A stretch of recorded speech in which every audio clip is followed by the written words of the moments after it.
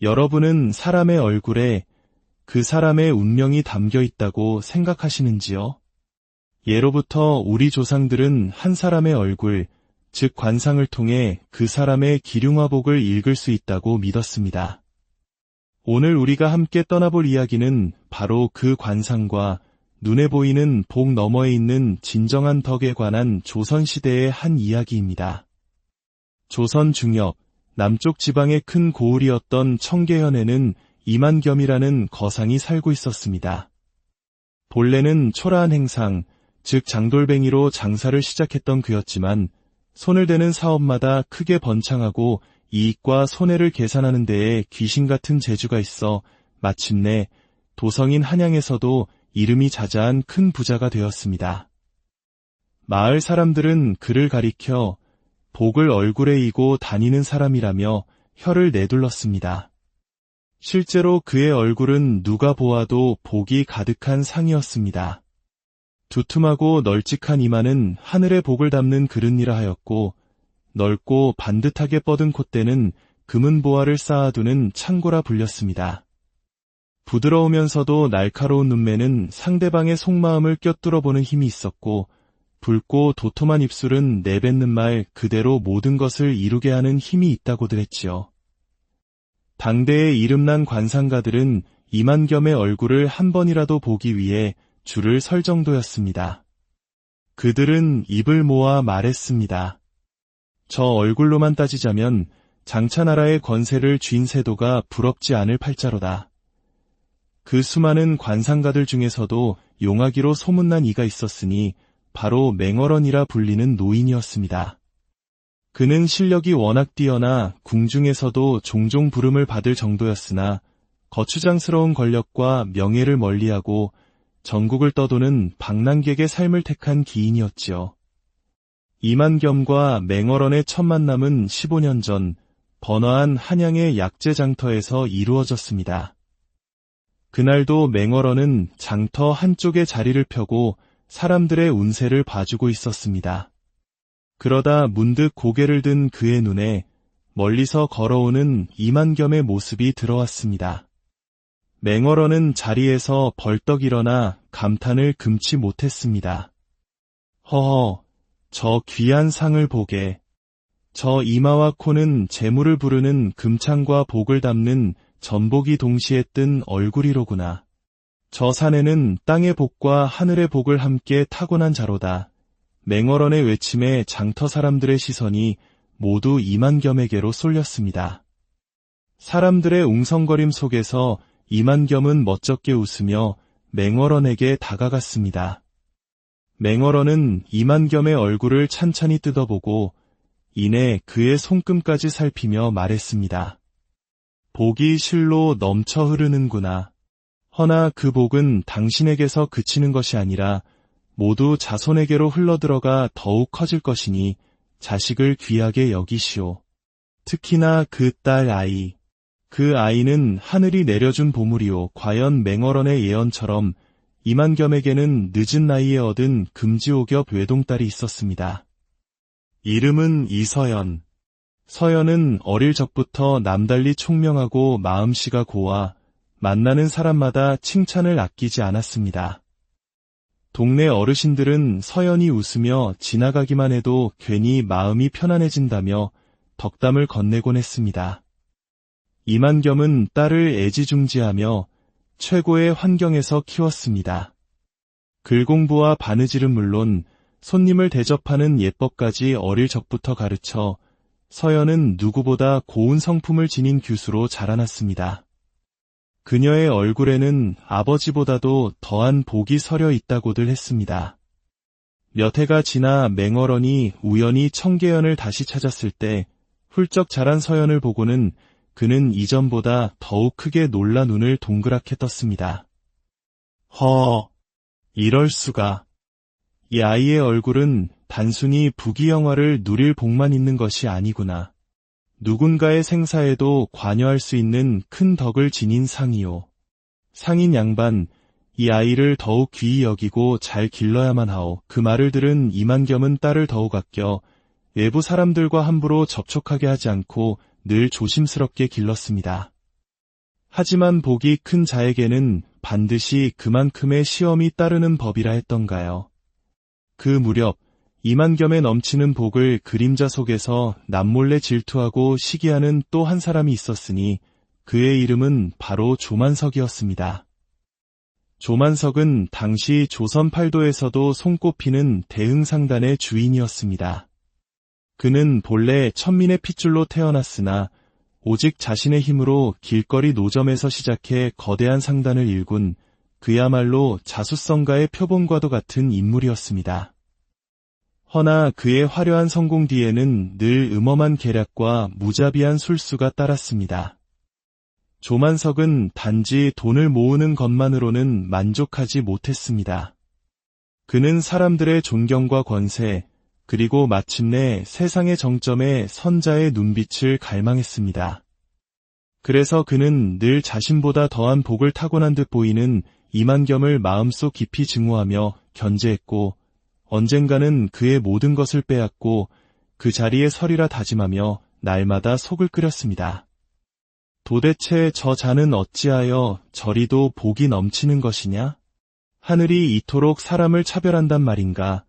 끓어오르는 질투심을 이기지 못한 그는 결국 소문을 듣고 한양으로 맹월원을 찾아갔습니다. 당시 맹월원은 한양 성북장터 근처의 찻집 한켠에서 소박하게 점괘를 보고 있었습니다. 조만석은 겉으로는 공손히 허리를 숙였지만 그의 눈빛은 검은 탐욕으로 이글거리고 있었습니다. 노사께 한 가지 여쭙고 싶습니다. 혹 타인의 복을 제게로 옮겨올 방법이 있겠습니까? 맹월원은 한참 동안 조만석의 얼굴을 꿰뚫어 보듯 살피더니 이내 고개를 절레절레 저었습니다.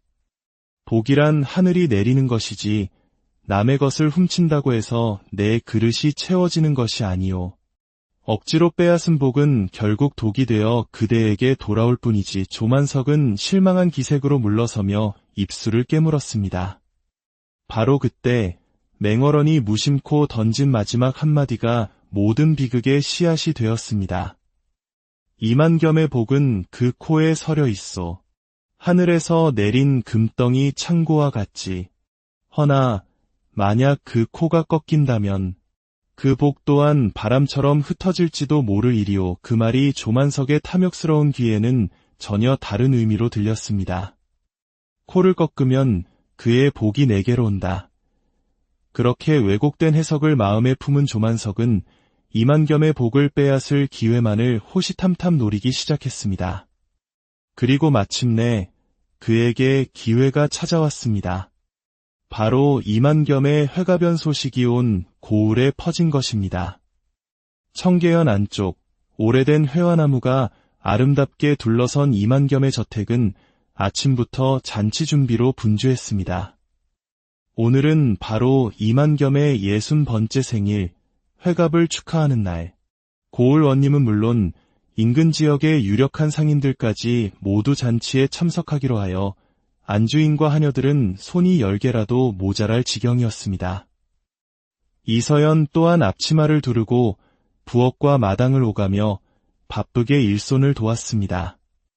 나이답지 않게 일처리가 재빠르고 말 한마디에도 예의와 배려가 배어 있어 잔치에 모인 어른들 사이에서는 저런 규수 하나 며느리로 얻을 수 있다면 1000냥, 10,000냥이라도 아깝지 않겠다는 칭찬이 자자했습니다. 정오 무렵 상에 맛있는 음식들이 오르고 향기로운 술이 따라지기 시작했습니다. 아름다운 기생들이 나와 춤을 추고 악사들이 흥겨운 음악을 연주하며 잔치의 분위기는 절정에 이르렀습니다. 그 중심에는 정갈하게 두루마기를 차려입은 이만겸이 앉아 있었고 그의 곁에서 딸 서연이 술잔을 채우며 자리를 더욱 빛내고 있었습니다. 잠시 후 이만겸은 시끌벅적한 분위기에 조금 답답함을 느껴 마당 가장자리에 있는 후원으로 발걸음을 옮겼습니다. 그 순간을 놓치지 않고 기회를 노리고 있던 조만석 역시 아무도 모르게 그의 뒤를 은밀히 따랐습니다.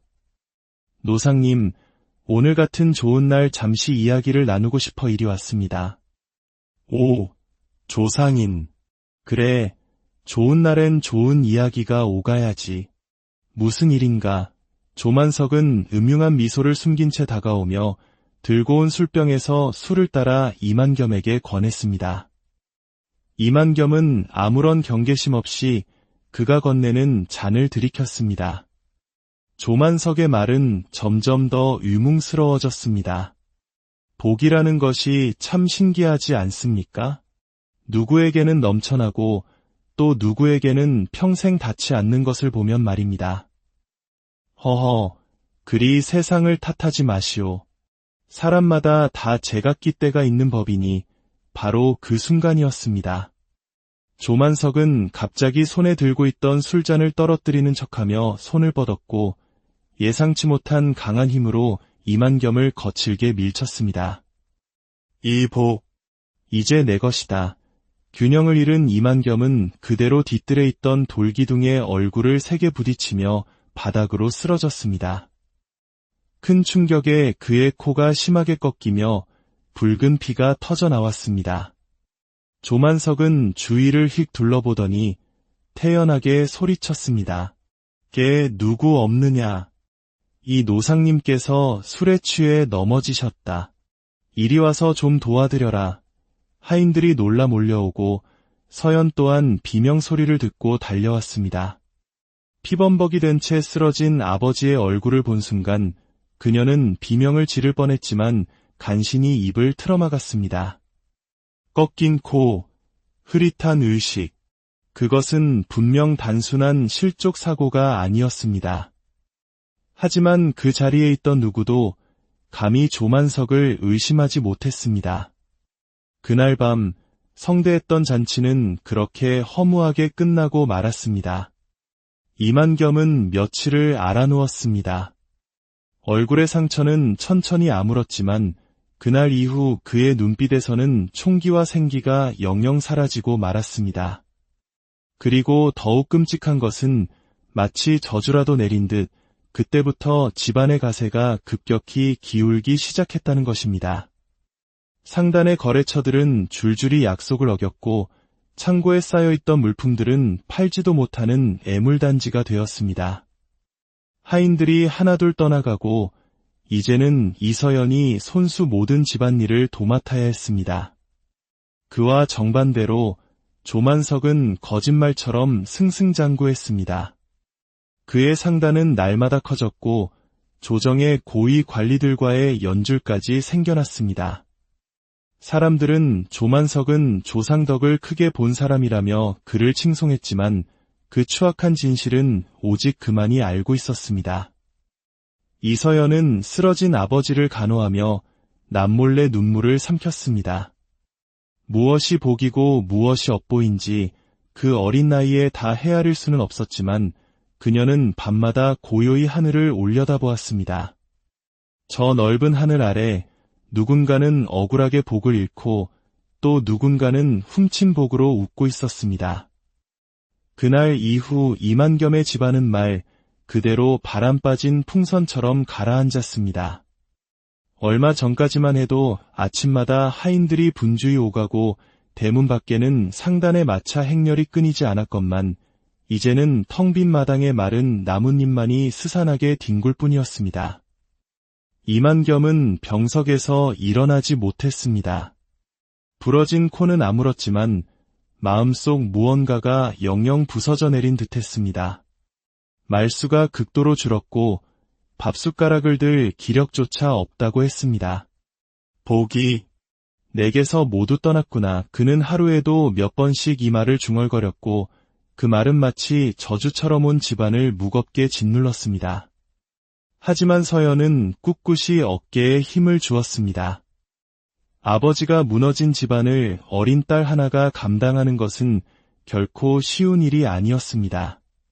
그녀는 새벽마다 차가운 우물물을 길었고 부엌을 정리하며 아버지의 곁을 묵묵히 지켰습니다. 어깨에 멍이 들고 손에 굳은 살이 박여도 그녀의 곧은 허리는 단 한 번도 꺾이지 않았습니다. 예전에 동경 어린 눈빛으로 그녀를 보던 이웃들은 이제 동정과 수군거림으로 그녀를 대했습니다. 쯧쯧, 저리 고왔던 아씨가 저렇게 남루한 옷을 입고 장에 다니다니 서연은 며칠에 한 번씩 장터에 나가 남은 천을 팔거나 자신의 바느질 솜씨로 작은 술을 놓은 손수건을 내다 팔았습니다.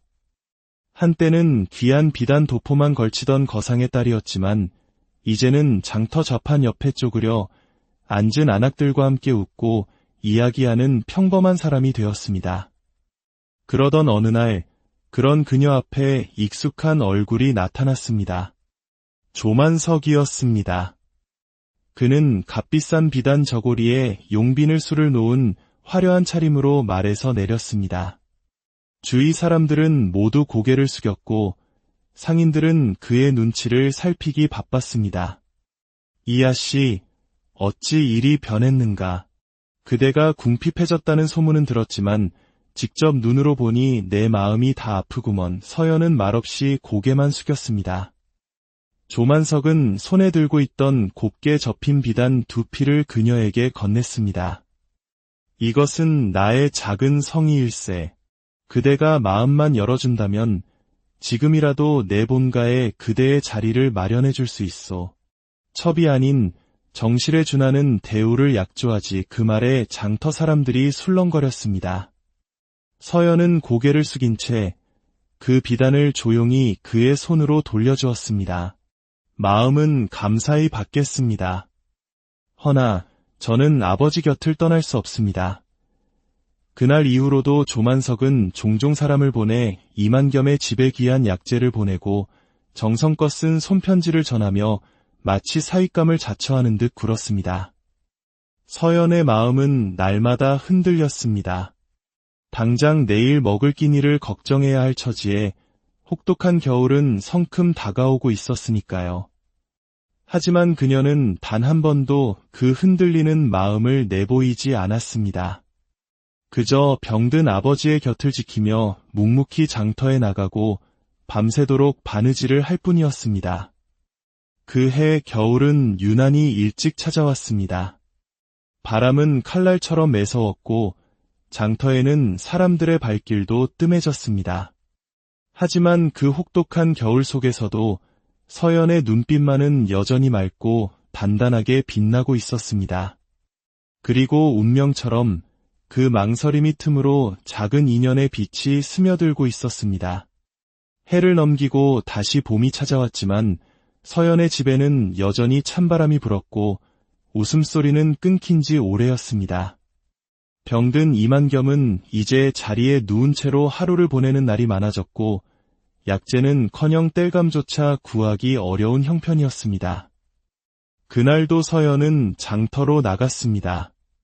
밤새 바느질한 주머니와 손수건 몇 장을 품에 안고 장터 가장자리에 조용히 자리를 폈습니다.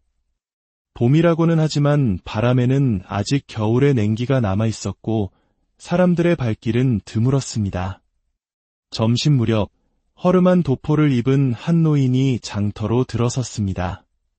하얗게 센 수염, 거칠어진 손, 구부정한 허리, 누가 보아도 굶주린 떠돌이 행색이었습니다. 사람들은 그를 슬며시 피했습니다. 노인은 한참을 두리번거리다 서연이 앉아있는 쪽으로 다가왔습니다. 그의 입술은 바짝 말라 있었고 목소리는 겨우 나오는 듯했습니다. 아가, 혹 먹을 떡 한 조각이라도 남은 것이 있겠느냐? 서연은 품속을 뒤져 아침에 자신의 요기로 싸온 찰떡 한 조각을 조심스럽게 꺼내 노인의 손에 쥐어주었습니다. 뜨거운 차는 없지만 마실 물이라도 떠다 드릴까요? 노인은 떡을 입에 넣으며 고개를 들었습니다. 그리고 서연의 얼굴을 바라보는 순간 그의 눈이 휘둥그레졌습니다. 허름한 갓 아래에서 두 눈이 별처럼 반짝였습니다. 이런 귀한 얼굴이 아직도 이 땅에 남아있었단 말인가. 서연은 무슨 말인가 싶어 고개를 갸웃했습니다. 노인은 떡을 다 삼킨 뒤 조용히 입을 열었습니다. 처녀는 알고 있는가? 그 얼굴에 어떤 복이 깃들어 있는지를. 복이요? 저는 그저 아버지를 모시고 살아가는 것이 전부인거려. 허허, 이는 하늘이 2번 내린 상이요. 그 복은 단지 그대 혼자만을 위한 것이 아니라 보는 자를 구하고 만나는 이를 살리는 덕이 함께 서린 복이지. 서연은 믿기지 않는 얼굴로 노인을 바라보았습니다. 노인은 손을 뻗어 그녀의 이마와 눈가를 가볍게 짚었습니다. 눈 밑에 맺힌 은덕의 선, 이마에 흐르는 봉황의 기운. 이건 단지 부귀를 누릴 상이 아니오. 귀인을 끌어당기고 그 귀인을 살려내어 마침내 그대 또한 귀인으로 살아가게 될 얼굴이야. 그 말에 서연은 잠시 말을 잃었습니다. 한참이 지나 노인이 다시 말했습니다. 오늘 베풀어준 이 떡 한 조각의 은혜를 잊지 않으리다. 해가 기울 무렵 마을 동쪽 끝 길로 가보시오. 그곳에 그대를 찾는 인연이 기다리고 있을 것이오. 인연이라니요. 처녀의 얼굴이 이토록 큰 복을 품고 있는 만큼 하늘도 이를 외면하지 않을 것이오. 귀한 인연이 다가오고 있으니 부디 기회를 놓치지 마시오. 노인은 더는 말을 잇지 않고 일어나 다시 허름한 걸음으로 장터를 빠져나갔습니다. 서연은 멍하니 그의 뒷모습을 바라보다 문득 오래전 아버지가 들려주었던 관상가 맹어런의 이야기를 떠올렸습니다. 혹시 그 노인이 해가 뉘엿뉘엿 기울기 시작할 무렵 서연은 조심스럽게 마음을 다잡았습니다. 지푸라기라도 잡는 심정으로 그녀는 노인이 일러준 마을 동쪽 길로 향했습니다. 그 길이 자신의 운명을 송두리째 바꾸게 될 줄은 아직 아무도 알지 못했습니다. 해질녘, 서연은 옷깃을 여미고 마을 동쪽 끝 길로 향했습니다. 인적 없는 외진 길은 더욱 썰렁하게 느껴졌습니다. 이 길의 끝에서 정말 귀인을 만날 수 있을까? 맹어런의 말 한마디에 기대어 나선 길이었지만 마음 한구석에는 불안함이 가득했습니다. 길이 휘어지는 작은 숲길을 지나던 찰나 어디선가 희미한 신음소리가 들려왔습니다. 서연은 걸음을 멈추고 귀를 기울였습니다. 다시 한번 약하게 들려오는 고통스러운 소리에 그녀는 급히 소리가 나는 쪽으로 발걸음을 옮겼습니다. 숲 가장자리, 얕은 개울가 근처에 한 선비가 쓰러져 있었습니다. 도포 자락은 흙과 피로 얼룩져 있었고 얼굴은 창백하게 질려 있었습니다. 그는 한 손으로 배를 감싸진 채 가쁘게 숨을 몰아쉬고 있었습니다. 저기요, 괜찮으십니까? 서연이 다가가자 선비는 희미하게 눈을 떴습니다. 그는 고통에 찬 눈빛으로 겨우 답을 대신했습니다. 서연은 더 망설일 여유가 없다고 판단했습니다. 그녀는 자신의 겉옷을 벗어 선비의 몸을 덮어주고 그를 부축해 일으켜 근처 농가에 비어있는 외양간으로 옮겼습니다. 장터에서 팔려던 천조각으로 상처를 지혈하고 개울물을 떠다 입술을 적셔주었습니다. 밤이 깊어지자 선비의 거친 숨소리가 한결 고르게 바뀌었습니다. 서연은 마른 장작을 구해 불을 피우고 조용히 그의 곁을 지켰습니다. 그제야 정신을 차린 선비가 천천히 입을 열었습니다. 이 은혜 잊지 않겠습니다. 무슨 일이 있었던 건가요? 어찌 이런 곳에 혼자? 선비는 한참 말을 아끼다 서연을 바라보며 자신의 사연을 털어놓았습니다. 저는 장지윤이라 합니다. 본래 한양의 사대부 집안 자제였으나 억울한 누명을 쓰고 쫓기는 신세가 되었지요. 잠시 몸을 피하던 길에 자객들의 습격을 받아 일이 된 것입니다. 그럼 지금도 위험한 처지이신 건가요? 그렇습니다. 처녀께 큰 폐를 끼친 것 같아 송구할 따름입니다. 서연은 조용히 고개를 저었습니다. 사람을 돕는데 이유가 필요하겠습니까? 제가 드릴 수 있는 도움은 이것뿐입니다. 지우는 그 말에 눈을 감고 작게 미소를 지었습니다. 고단한 도망길에 지쳐있던 그의 마음에 서연의 따뜻한 말 한마디가 온기를 불어넣어 주었습니다. 며칠을 더 머물며 몸을 추스른 지우는 떠나기 전 서연의 손에 작은 자수놀이개 하나를 쥐어주며 말했습니다. 이 놀이개는 어머님께서 물려주신 유품입니다. 훗날 제가 은혜를 갚으러 올 때 이것을 보고 저를 알아봐 주시겠지요. 서연은 망설이다 조심스럽게 그것을 받았습니다. 그들의 인연은 그렇게 서로의 가슴 속에 조용히 새겨졌습니다. 지우는 마을을 떠났고 서연은 다시 집으로 돌아와 그 놀이개를 소중히 품에 간직했습니다. 마을 동쪽 끝에서 만난다는 기인이 혹 이 사람이었을까? 확신할 수는 없었지만 이상하게도 마음 한편이 든든하고 포근했습니다. 그녀는 다시 가난한 현실로 돌아갔지만 이제 마음속에는 작은 등불 하나가 밝혀진 듯했습니다. 장지윤이 떠난 뒤 서연의 나날은 다시 고요하고 고단하게 흘러갔습니다. 그가 남긴 놀이개는 베갯머리 안쪽에 소중히 간직되었고 그녀는 여느 때처럼 아픈 아버지를 돌보며 하루하루를 버텼습니다. 하지만 그해 겨울의 끝자락 이만겸의 병세는 다시 깊어졌습니다. 이제는 약초 살 돈마저 떨어지고 땔감조차 아껴야 할 지경에 이르렀습니다. 설상가상으로 장터 수입마저 끊겨 하루하루가 더욱 막막해졌습니다. 바로 그때 조만석이 다시 나타났습니다. 이번에는 정식으로 혼례를 치르겠다며 하인들을 거느리고 서연의 집을 찾았습니다. 이하씨, 그간 마음을 돌릴 시간은 충분했을 것이오. 내가 노상께 약과 곡식을 보낸 것은 모두 진심이었소. 약조하리다. 첩이 아닌 정실로 모시겠소. 누워있던 이만겸이 힘겹게 몸을 일으켜 앉았습니다. 그의 얼굴에는 고통과 무력감이 가득했습니다. 서연아, 조상인의 말이 나쁘지만은 않구나. 이 아비가 더는 너의 짐이 될 수는 없지. 서연은 아버지의 손을 꼭 잡았지만 아무 대답도 하지 못했습니다. 그녀의 마음은 거세게 흔들리고 있었습니다. 한편으로는 치욕스러웠지만 다른 한편으로는 아버지를 살릴 수 있는 마지막 동아줄처럼 느껴졌기 때문입니다. 며칠 뒤 조만석은 작은 가마를 보내왔습니다. 마을 사람들 사이에서는 서연아 씨가 결국 조 상인의 첩으로 가는 모양이라는 수군거림이 오갔습니다. 그날 저녁 서연은 마당에 홀로 서서 차가운 바람을 맞고 있었습니다. 그녀의 손에서 장지윤이 준 놀이개가 자꾸만 떨렸습니다. 이것이 옳은 선택일까? 아버지를 위해서라지만 나는 과연 어떻게 살아가야 하는 걸까? 바로 그때였습니다. 대문이 벌컥 열리며 낯익은 목소리가 집안을 울렸습니다. 서연아 씨, 계십니까?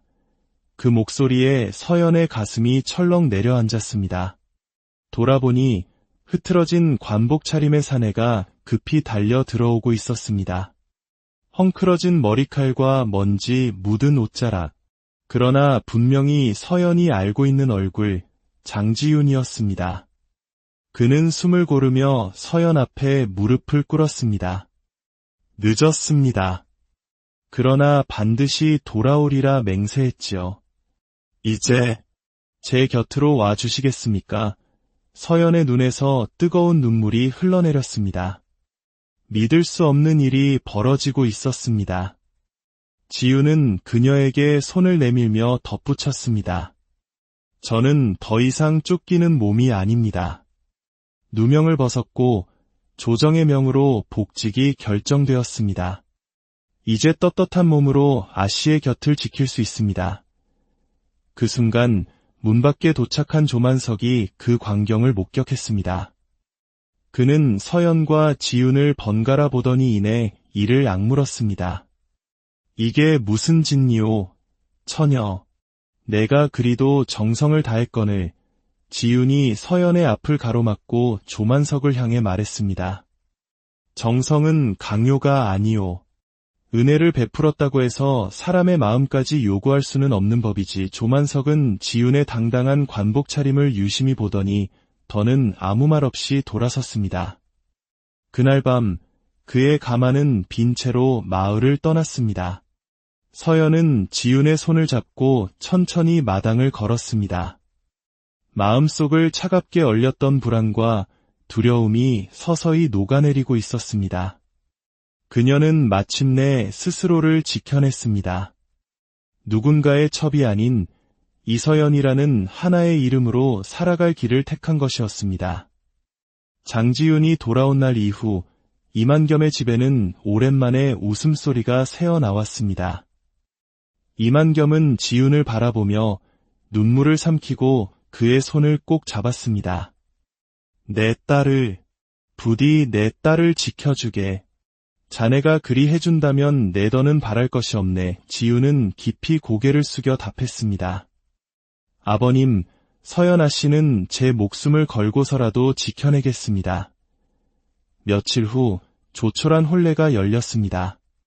화려한 잔치도 기생의 춤도 없었지만 마을 사람들은 진심으로 그들의 앞날을 축하해 주었습니다. 모두가 알고 있었기 때문입니다. 서연이 얼마나 고되고 힘든 시간을 견뎌왔는지를. 혼례 후 지윤은 서연과 함께 한양으로 올라갔습니다. 그곳에서 그는 본래 영의정의 장남이라는 신분을 되찾았고 병조 참판이라는 높은 벼슬에 제수되었습니다. 한양에서도 서연의 이름은 조용히 퍼져나갔습니다. 단아한 인품과 현명한 언행, 알뜰하게 살림을 꾸리는 솜씨는 주변 부인들의 칭송을 샀고 이내 궁궐에서도 그녀의 현명함을 칭찬하는 말이 돌 정도였습니다. 그러던 어느 날 궁중 내의원에서 이만겸의 병에 쓸 수 있는 귀한 약재가 하사되었고 댁걸에서 직접 인원을 보내 그를 한양으로 모셔오게 했습니다. 이 모든 것은 지윤과 서연이 궁에 두터운 신망을 얻은 덕분이었습니다. 그 해봄, 이만겸은 마침내 건강을 완전히 되찾았습니다. 그는 정원의 핀 매화를 바라보며 딸에게 말했습니다. 서연아, 이 아비는 이제야 알 것 같구나. 진정한 복이라는 것은 얼굴에 깃드는 것이 아니라 그 사람의 마음과 덕에 깃드는 것이란 걸 말이다. 서연은 조용히 웃으며 대답했습니다. 아버지의 복은 잠시 멀리 떠나 있었을 뿐입니다. 이제 다시 제자리를 찾으신 것이지요. 한편 조만석은 끝없는 몰락의 길을 걸었습니다. 남의 것을 탐했던 그의 탐욕은 결국 주변 상당과의 큰 다툼으로 이어졌고 관리들과의 검은 거래가 들통나 모든 재산을 몰수당한 채 머나먼 유배지로 떠났습니다. 사람들은 수군거렸습니다. 복은 훔친다고 내 것이 되는 게 아니라더니 그 말이 틀림없구먼. 이야기의 끝, 어느 따스한 봄날 장지윤은 서연에게 문득 어린 시절의 이야기를 꺼냈습니다. 내 어릴 적 한 관상가가 그러더군요. 훗날 집안에 큰 우환이 닥칠 터이니 이급할 때에는 남쪽 고을로 몸을 피하라. 그곳에서 목숨을 구해줄 은인을 만나고 전생의 배필을 찾게 될 것이라고. 그때는 그저 우스운 이야기로만 들었는데 서연은 눈을 동그랗게 뜨며 웃었습니다. 그 관상가가 혹 맹얼언이라 하였나요? 지윤이 놀란 눈으로 고개를 끄덕이자 서연은 조용히 자신의 이야기, 떡 한 조각으로 시작된 기이한 인연을 들려주었습니다. 두 사람은 한참을 마주보며 웃었습니다. 어쩌면 운명이란 이렇듯 작은 선행과 진실한 마음을 통해 조용히 우리 곁으로 찾아오는 것일지도 모른다고 생각하면서 말입니다. 그 후로 이만겸의 집안은 다시금 예전의 복을 누렸고 서연과 지윤은 한평생 서로를 아끼고 사랑하며 행복하게 살았다고 합니다. 그들의 인연은 떡 한 조각에서 시작된 작은 복이었고 그 복은 고난 속에서도 꺾이지 않았던 덕을 품은 얼굴에서 피어난 아름다운 운명이었습니다. 오늘의 이야기가 여러분의 마음에 잔잔한 울림을 주었기를 바랍니다. 만약 이 이야기가 마음에 드셨다면 이 좋은 이야기를 주변 분들과 함께 나누어 보시는 것은 어떨까요? 다음에도 여러분은 사람의 얼굴에 그 사람의 운명이 담겨 있다고 생각하시는지요? 예로부터 우리 조상들은 한 사람의 얼굴, 즉 관상을 통해 그 사람의 기륭화복을 읽을 수 있다고 믿었습니다. 오늘 우리가 함께 떠나볼 이야기는 바로 그 관상과 눈에 보이는 복 너머에 있는 진정한 덕에 관한 조선시대의 한 이야기입니다.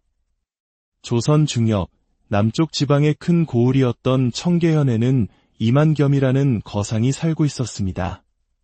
본래는 초라한 행상, 즉 장돌뱅이로 장사를 시작했던 그였지만 손을 대는 사업마다 크게 번창하고 이익과 손해를 계산하는 데에 귀신 같은 재주가 있어 마침내 도성인 한양에서도 이름이 자자한 큰 부자가 되었습니다. 마을 사람들은 그를 가리켜 복을 얼굴에 이고 다니는 사람이라며 혀를 내둘렀습니다. 실제로 그의 얼굴은 누가 보아도 복이 가득한 상이었습니다.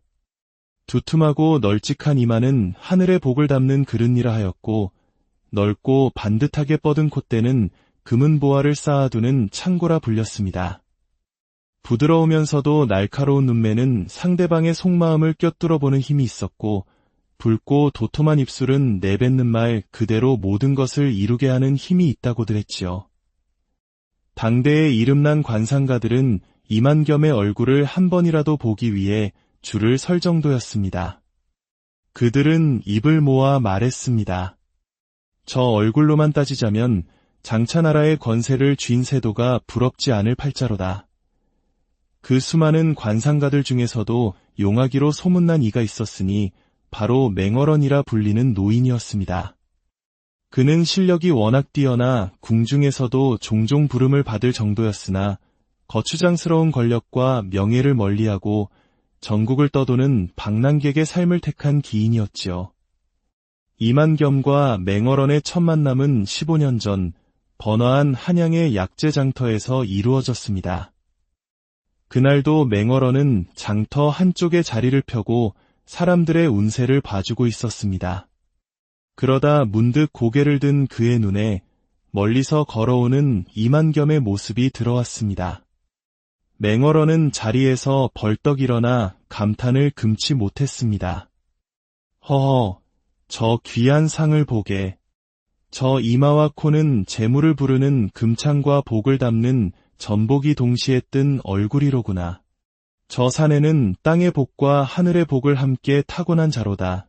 맹어런의 외침에 장터 사람들의 시선이 모두 이만겸에게로 쏠렸습니다. 사람들의 웅성거림 속에서 이만겸은 멋쩍게 웃으며 맹어런에게 다가갔습니다. 맹어런은 이만겸의 얼굴을 찬찬히 뜯어보고 이내 그의 손금까지 살피며 말했습니다. 복이 실로 넘쳐 흐르는구나. 허나 그 복은 당신에게서 그치는 것이 아니라 모두 자손에게로 흘러들어가 더욱 커질 것이니 자식을 귀하게 여기시오. 특히나 그 딸 아이. 그 아이는 하늘이 내려준 보물이오. 과연 맹어런의 예언처럼 이만겸에게는 늦은 나이에 얻은 금지옥엽 외동딸이 있었습니다. 이름은 이서연. 서연은 어릴 적부터 남달리 총명하고 마음씨가 고와 만나는 사람마다 칭찬을 아끼지 않았습니다. 동네 어르신들은 서연이 웃으며 지나가기만 해도 괜히 마음이 편안해진다며 덕담을 건네곤 했습니다. 이만겸은 딸을 애지중지하며 최고의 환경에서 키웠습니다. 글공부와 바느질은 물론 손님을 대접하는 예법까지 어릴 적부터 가르쳐 서연은 누구보다 고운 성품을 지닌 규수로 자라났습니다. 그녀의 얼굴에는 아버지보다도 더한 복이 서려 있다고들 했습니다. 몇 해가 지나 맹어런이 우연히 청계현을 다시 찾았을 때 훌쩍 자란 서연을 보고는 그는 이전보다 더욱 크게 놀라 눈을 동그랗게 떴습니다. 허, 이럴 수가. 이 아이의 얼굴은 단순히 부귀영화를 누릴 복만 있는 것이 아니구나. 누군가의 생사에도 관여할 수 있는 큰 덕을 지닌 상이요. 상인 양반, 이 아이를 더욱 귀히 여기고 잘 길러야만 하오. 그 말을 들은 이만겸은 딸을 더욱 아껴 외부 사람들과 함부로 접촉하게 하지 않고 늘 조심스럽게 길렀습니다. 하지만 복이 큰 자에게는 반드시 그만큼의 시험이 따르는 법이라 했던가요. 그 무렵 이만겸의 넘치는 복을 그림자 속에서 남몰래 질투하고 시기하는 또 한 사람이 있었으니 그의 이름은 바로 조만석이었습니다. 조만석은 당시 조선 팔도에서도 손꼽히는 대흥상단의 주인이었습니다. 그는 본래 천민의 핏줄로 태어났으나 오직 자신의 힘으로 길거리 노점에서 시작해 거대한 상단을 일군 그야말로 자수성가의 표본과도 같은 인물이었습니다. 허나 그의 화려한 성공 뒤에는 늘 음험한 계략과 무자비한 술수가 따랐습니다. 조만석은 단지 돈을 모으는 것만으로는 만족하지 못했습니다. 그는 사람들의 존경과 권세, 그리고 마침내 세상의 정점에 선자의 눈빛을 갈망했습니다. 그래서 그는 늘 자신보다 더한 복을 타고난 듯 보이는 이만겸을 마음속 깊이 증오하며 견제했고, 언젠가는 그의 모든 것을 빼앗고 그 자리에 서리라 다짐하며 날마다 속을 끓였습니다. 도대체 저 자는 어찌하여 저리도 복이 넘치는 것이냐? 하늘이 이토록 사람을 차별한단 말인가? 끓어오르는 질투심을 이기지 못한 그는 결국 소문을 듣고 한양으로 맹월원을 찾아갔습니다. 당시 맹월원은 한양 성북장터 근처의 찻집 한켠에서 소박하게 점괘를 보고 있었습니다. 조만석은 겉으로는 공손히 허리를 숙였지만 그의 눈빛은 검은 탐욕으로 이글거리고 있었습니다. 노사께 한 가지 여쭙고 싶습니다. 혹 타인의 복을 제게로 옮겨올 방법이 있겠습니까? 맹월원은 한참 동안 조만석의 얼굴을 꿰뚫어 보듯 살피더니 이내 고개를 절레절레 저었습니다. 복이란 하늘이 내리는 것이지 남의 것을 훔친다고 해서 내 그릇이 채워지는 것이 아니오. 억지로 빼앗은 복은 결국 독이 되어 그대에게 돌아올 뿐이지. 조만석은 실망한 기색으로 물러서며 입술을 깨물었습니다. 바로 그때 맹월원이 무심코 던진 마지막 한마디가 모든 비극의 씨앗이 되었습니다. 이만겸의 복은 그 코에 서려 있어. 하늘에서 내린 금덩이 창고와 같지. 허나 만약 그 코가 꺾인다면 그 복 또한 바람처럼 흩어질지도 모를 일이오. 그 말이 조만석의 탐욕스러운 귀에는 전혀 다른 의미로 들렸습니다. 코를 꺾으면 그의 복이 내게로 온다. 그렇게 왜곡된 해석을 마음에 품은 조만석은 이만겸의 복을 빼앗을 기회만을 호시탐탐 노리기 시작했습니다. 그리고 마침내 그에게 기회가 찾아왔습니다. 바로 이만겸의 회가변 소식이 온 고을에 퍼진 것입니다. 청계현 안쪽 오래된 회화나무가 아름답게 둘러선 이만겸의 저택은 아침부터 잔치 준비로 분주했습니다. 오늘은 바로 이만겸의 60번째 생일, 회갑을 축하하는 날. 고을 원님은 물론 인근 지역의 유력한 상인들까지 모두 잔치에 참석하기로 하여 안주인과 하녀들은 손이 10개라도 모자랄 지경이었습니다. 이서연 또한 앞치마를 두르고 부엌과 마당을 오가며 바쁘게 일손을 도왔습니다. 나이답지 않게 일처리가 재빠르고 말 한마디에도 예의와 배려가 배어 있어 잔치에 모인 어른들 사이에서는 저런 규수 하나 며느리로 얻을 수 있다면 천냥, 만냥이라도 아깝지 않겠다는 칭찬이 자자했습니다. 정오 무렵 상에 맛있는 음식들이 오르고 향기로운 술이 따라지기 시작했습니다. 아름다운 기생들이 나와 춤을 추고 악사들이 흥겨운 음악을 연주하며 잔치의 분위기는 절정에 이르렀습니다. 그 중심에는 정갈하게 두루마기를 차려입은 이만겸이 앉아 있었고 그의 곁에서 딸 서연이 술잔을 채우며 자리를 더욱 빛내고 있었습니다. 잠시 후 이만겸은 시끌벅적한 분위기에 조금 답답함을 느껴 마당 가장자리에 있는 후원으로 발걸음을 옮겼습니다. 그 순간을 놓치지 않고 기회를 노리고 있던 조만석 역시 아무도 모르게 그의 뒤를 은밀히 따랐습니다. 노상님, 오늘 같은 좋은 날 잠시 이야기를 나누고 싶어 이리 왔습니다. 오, 조상인. 그래, 좋은 날엔 좋은 이야기가 오가야지. 무슨 일인가? 조만석은 음흉한 미소를 숨긴 채 다가오며 들고 온 술병에서 술을 따라 이만겸에게 권했습니다. 이만겸은 아무런 경계심 없이 그가 건네는 잔을 들이켰습니다. 조만석의 말은 점점 더 유뭉스러워졌습니다. 복이라는 것이 참 신기하지 않습니까? 누구에게는 넘쳐나고 또 누구에게는 평생 닿지 않는 것을 보면 말입니다. 허허, 그리 세상을 탓하지 마시오. 사람마다 다 제각기 때가 있는 법이니 바로 그 순간이었습니다. 조만석은 갑자기 손에 들고 있던 술잔을 떨어뜨리는 척하며 손을 뻗었고 예상치 못한 강한 힘으로 이만겸을 거칠게 밀쳤습니다. 이 복, 이제 내 것이다. 균형을 잃은 이만겸은 그대로 뒤뜰에 있던 돌기둥에 얼굴을 세게 부딪히며 바닥으로 쓰러졌습니다. 큰 충격에 그의 코가 심하게 꺾이며 붉은 피가 터져 나왔습니다. 조만석은 주위를 휙 둘러보더니 태연하게 소리쳤습니다. 게 누구 없느냐? 이 노상님께서 술에 취해 넘어지셨다. 이리 와서 좀 도와드려라. 하인들이 놀라 몰려오고 서연 또한 비명소리를 듣고 달려왔습니다. 피범벅이 된 채 쓰러진 아버지의 얼굴을 본 순간 그녀는 비명을 지를 뻔했지만 간신히 입을 틀어막았습니다. 꺾인 코, 흐릿한 의식. 그것은 분명 단순한 실족 사고가 아니었습니다. 하지만 그 자리에 있던 누구도 감히 조만석을 의심하지 못했습니다. 그날 밤 성대했던 잔치는 그렇게 허무하게 끝나고 말았습니다. 이만겸은 며칠을 앓아누웠습니다. 얼굴의 상처는 천천히 아물었지만 그날 이후 그의 눈빛에서는 총기와 생기가 영영 사라지고 말았습니다. 그리고 더욱 끔찍한 것은 마치 저주라도 내린 듯 그때부터 집안의 가세가 급격히 기울기 시작했다는 것입니다. 상단의 거래처들은 줄줄이 약속을 어겼고 창고에 쌓여있던 물품들은 팔지도 못하는 애물단지가 되었습니다. 하인들이 하나둘 떠나가고 이제는 이서연이 손수 모든 집안일을 도맡아야 했습니다. 그와 정반대로 조만석은 거짓말처럼 승승장구했습니다. 그의 상단은 날마다 커졌고 조정의 고위 관리들과의 연줄까지 생겨났습니다.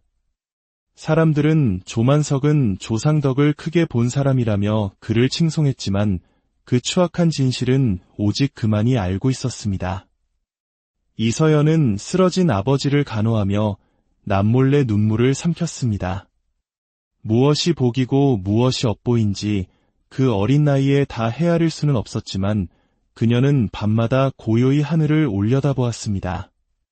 저 넓은 하늘 아래 누군가는 억울하게 복을 잃고 또 누군가는 훔친 복으로 웃고 있었습니다. 그날 이후 이만겸의 집안은 말 그대로 바람 빠진 풍선처럼 가라앉았습니다. 얼마 전까지만 해도 아침마다 하인들이 분주히 오가고 대문 밖에는 상단의 마차 행렬이 끊이지 않았건만 이제는 텅 빈 마당에 마른 나뭇잎만이 스산하게 뒹굴 뿐이었습니다. 이만겸은 병석에서 일어나지 못했습니다. 부러진 코는 아물었지만 마음속 무언가가 영영 부서져 내린 듯했습니다. 말수가 극도로 줄었고 밥숟가락을 들 기력조차 없다고 했습니다. 복이 내게서 모두 떠났구나. 그는 하루에도 몇 번씩 이 말을 중얼거렸고 그 말은 마치 저주처럼 온 집안을 무겁게 짓눌렀습니다. 하지만 서연은 꿋꿋이 어깨에 힘을 주었습니다. 아버지가 무너진 집안을 어린 딸 하나가 감당하는 것은 결코 쉬운 일이 아니었습니다. 그녀는 새벽마다 차가운 우물물을 길었고 부엌을 정리하며 아버지의 곁을 묵묵히 지켰습니다. 어깨에 멍이 들고 손에 굳은 살이 박여도 그녀의 곧은 허리는 단 한 번도 꺾이지 않았습니다. 예전에 동경 어린 눈빛으로 그녀를 보던 이웃들은 이제 동정과 수군거림으로 그녀를 대했습니다. 쯧쯧, 저리 고왔던 아씨가 저렇게 남루한 옷을 입고 장에 다니다니. 서연은 며칠에 한 번씩 장터에 나가 남은 천을 팔거나 자신의 바느질 솜씨로 작은 술을 놓은 손수건을 내다 팔았습니다. 한때는 귀한 비단 도포만 걸치던 거상의 딸이었지만 이제는 장터 좌판 옆에 쪼그려 앉은 안악들과 함께 웃고 이야기하는 평범한 사람이 되었습니다.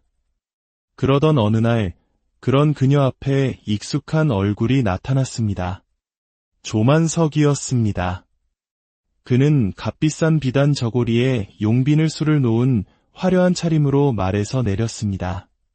주위 사람들은 모두 고개를 숙였고 상인들은 그의 눈치를 살피기 바빴습니다. 이아씨, 어찌 일이 변했는가. 그대가 궁핍해졌다는 소문은 들었지만 직접 눈으로 보니 내 마음이 다 아프구먼. 서연은 말없이 고개만 숙였습니다. 조만석은 손에 들고 있던 곱게 접힌 비단 2필을 그녀에게 건넸습니다. 이것은 나의 작은 성의일세. 그대가 마음만 열어준다면 지금이라도 내 본가에 그대의 자리를 마련해 줄 수 있소. 첩이 아닌 정실에 준하는 대우를 약조하지. 그 말에 장터 사람들이 술렁거렸습니다. 서연은 고개를 숙인 채 그 비단을 조용히 그의 손으로 돌려주었습니다. 마음은 감사히 받겠습니다. 허나 저는 아버지 곁을 떠날 수 없습니다. 그날 이후로도 조만석은 종종 사람을 보내 이만겸의 집에 귀한 약재를 보내고 정성껏 쓴 손편지를 전하며 마치 사윗감을 자처하는 듯 굴었습니다. 서연의 마음은 날마다 흔들렸습니다. 당장 내일 먹을 끼니를 걱정해야 할 처지에 혹독한 겨울은 성큼 다가오고 있었으니까요. 하지만 그녀는 단 한 번도 그 흔들리는 마음을 내보이지 않았습니다. 그저 병든 아버지의 곁을 지키며 묵묵히 장터에 나가고 밤새도록 바느질을 할 뿐이었습니다. 그해 겨울은 유난히 일찍 찾아왔습니다. 바람은 칼날처럼 매서웠고 장터에는 사람들의 발길도 뜸해졌습니다. 하지만 그 혹독한 겨울 속에서도 서연의 눈빛만은 여전히 맑고 단단하게 빛나고 있었습니다. 그리고 운명처럼 그 망설임이 틈으로 작은 인연의 빛이 스며들고 있었습니다. 해를 넘기고 다시 봄이 찾아왔지만 서연의 집에는 여전히 찬바람이 불었고 웃음소리는 끊긴 지 오래였습니다. 병든 이만겸은 이제 자리에 누운 채로 하루를 보내는 날이 많아졌고 약재는커녕 땔감조차 구하기 어려운 형편이었습니다. 그날도 서연은 장터로 나갔습니다. 밤새 바느질한 주머니와 손수건 몇 장을 품에 안고 장터 가장자리에 조용히 자리를 폈습니다. 봄이라고는 하지만 바람에는 아직 겨울의 냉기가 남아있었고 사람들의 발길은 드물었습니다. 점심 무렵 허름한 도포를 입은 한 노인이 장터로 들어섰습니다. 하얗게 센 수염, 거칠어진 손, 구부정한 허리, 누가 보아도 굶주린 떠돌이 행색이었습니다. 사람들은 그를 슬며시 피했습니다. 노인은 한참을 두리번거리다 서연이 앉아있는 쪽으로 다가왔습니다. 그의 입술은 바짝 말라 있었고 목소리는 겨우 나오는 듯했습니다. 아가, 혹 먹을 떡 한 조각이라도 남은 것이 있겠느냐. 서연은 품속을 뒤져 아침에 자신의 요기로 싸온 찰떡 한 조각을 조심스럽게 꺼내 노인의 손에 쥐어주었습니다. 뜨거운 차는 없지만 마실 물이라도 떠다 드릴까요? 노인은 떡을 입에 넣으며 고개를 들었습니다.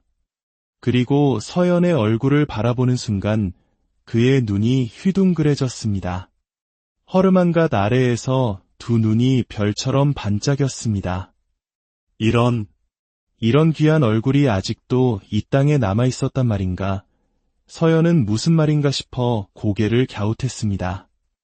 노인은 떡을 다 삼킨 뒤 조용히 입을 열었습니다. 처녀는 알고 있는가? 그 얼굴에 어떤 복이 깃들어 있는지를. 복이요? 저는 그저 아버지를 모시고 살아가는 것이 전부인거려. 허허, 이는 하늘이 2번 내린 상이요. 그 복은 단지 그대 혼자만을 위한 것이 아니라 보는 자를 구하고 만나는 이를 살리는 덕이 함께 서린 복이지. 서연은 믿기지 않는 얼굴로 노인을 바라보았습니다. 노인은 손을 뻗어 그녀의 이마와 눈가를 가볍게 짚었습니다. 눈 밑에 맺힌 은덕의 선, 이마에 흐르는 봉황의 기운. 이건 단지 부귀를 누릴 상이 아니요. 귀인을 끌어당기고 그 귀인을 살려내어 마침내 그대 또한 귀인으로 살아가게 될 얼굴이야. 그 말에 서연은 잠시 말을 잃었습니다. 한참이 지나 노인이 다시 말했습니다. 오늘 베풀어준 이 떡 한 조각의 은혜를 잊지 않으리다. 해가 기울 무렵 마을 동쪽 끝 길로 가보시오. 그곳에 그대를 찾는 인연이 기다리고 있을 것이오. 인연이라니요. 처녀의 얼굴이 이토록 큰 복을 품고 있는 만큼 하늘도 이를 외면하지 않을 것이오. 귀한 인연이 다가오고 있으니 부디 기회를 놓치지 마시오. 노인은 더는 말을 잇지 않고 일어나 다시 허름한 걸음으로 장터를 빠져나갔습니다. 서연은 멍하니 그의 뒷모습을 바라보다 문득 오래전 아버지가 들려주었던 관상가 맹어런의 이야기를 떠올렸습니다. 혹시 그 노인이 해가 뉘엿뉘엿 기울기 시작할 무렵 서연은 조심스럽게 마음을 다잡았습니다. 지푸라기라도 잡는 심정으로 그녀는 노인이 일러준 마을 동쪽 길로 향했습니다. 그 길이 자신의 운명을 송두리째 바꾸게 될 줄은 아직 아무도 알지 못했습니다. 해질녘, 서연은 옷깃을 여미고 마을 동쪽 끝 길로 향했습니다. 인적 없는 외진 길은 더욱 썰렁하게 느껴졌습니다. 이 길의 끝에서 정말 귀인을 만날 수 있을까? 맹어런의 말 한마디에 기대어 나선 길이었지만 마음 한구석에는 불안함이 가득했습니다. 길이 휘어지는 작은 숲길을 지나던 찰나 어디선가 희미한 신음소리가 들려왔습니다. 서연은 걸음을 멈추고 귀를 기울였습니다. 다시 한번 약하게 들려오는 고통스러운 소리에 그녀는 급히 소리가 나는 쪽으로 발걸음을 옮겼습니다. 숲 가장자리, 얕은 개울가 근처에 한 선비가 쓰러져 있었습니다. 도포 자락은 흙과 피로 얼룩져 있었고 얼굴은 창백하게 질려 있었습니다. 그는 한 손으로 배를 감싸진 채 가쁘게 숨을 몰아쉬고 있었습니다. 저기요, 괜찮으십니까? 서연이 다가가자 선비는 희미하게 눈을 떴습니다. 그는 고통에 찬 눈빛으로 겨우 답을 대신했습니다. 서연은 더 망설일 여유가 없다고 판단했습니다.